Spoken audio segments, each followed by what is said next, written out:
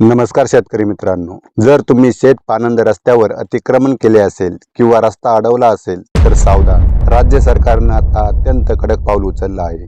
आता केवळ दंड नाही तर तुमचा फार्मर आयडी कायमचा बंद होऊ शकतो आणि तुम्ही सर्व सरकारी योजनांना मुकू शकता. काय आहे हा नवीन नियम आणि महसूल मंत्री चंद्रशेखर बावनकुळे यांनी काय इशारा दिला आहे, जाणून घेऊया आजच्या व्हिडिओमध्ये. तत्पूर्वी अशाच प्रकारच्या नवनवीन माहिती बघण्यासाठी आपल्या माहिती सेवा या यूट्यूब चॅनलला नक्की सबस्क्राईब करून ठेवा. मुख्यमंत्री बळीराजा शेत पानंद रस्ते योजनेच्या अंमलबजावणीबाबत महसूल व वन विभागाकडून शुद्धीपत्रक जारी करण्यात आले आहे.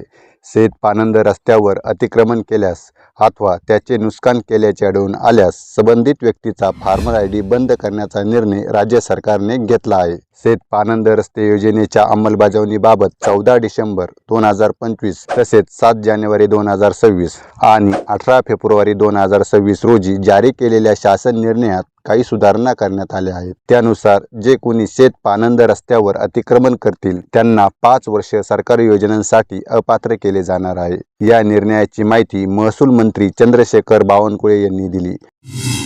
मुख्यमंत्री बळीराजा पानंद रस्ते योजना सुरू झाली आहे. या योजनेसाठी विधानसभा स्तरावर समित्या तयार करण्यात आल्या आहे. रस्त्याची मोजणी करणे, त्याला क्रमांक देणे, त्यानंतर रस्त्याचे बांधकाम करणे, मोजणी झाल्यानंतर झाडे लावून सीमा निश्चित करणे, यामुळे कधीही अतिक्रमण होणार नाही याची काळजी घेतली जाईल. पण शासकीय पानंद रस्त्यावर अनेक शेतकऱ्यांनी अतिक्रमण केले आहे. त्यामुळे शासनाने निर्णय घेतला आहे की शासकीय पानंद रस्ता जर अडवला किंवा त्यावर अतिक्रमण केले तर त्या शेतकऱ्यांचे संपूर्ण फार्मर आयडी बंद करण्यात येणार आहेत. यामुळे त्यांना कोणत्याही शासकीय योजनांचा लाभ मिळणार नाही. शेतकऱ्यांसाठी हा रस्ता करायचा आहे. तुमच्या शेतातून रस्ता जात आहे, तुम्ही अतिक्रमण केले तर मागच्या शेतकऱ्याला रस्ता मिळणार नाही, त्याला खटले लढवावे लागतात. यामुळे पानंद रस्त्यावर जे काही अतिक्रमण केले आहे ते काढून टाकावे, जेणेकरून रस्ता बांधता येईल, त्याच्या कडेला झाडही लावता येईल, असे आवाहन महसूल मंत्री बावनकुळे यांनी केले आहे. या योजनेत जमिनीबाबतही काही महत्त्वाचे नियम आहेत. पानंद रस्त्यावरील अतिक्रमणे 7 दिवसात हटवावीत. अतिक्रमण न हटविल्यास प्रशासनाकडून ते हटविण्याची कारवाई केली जाईल.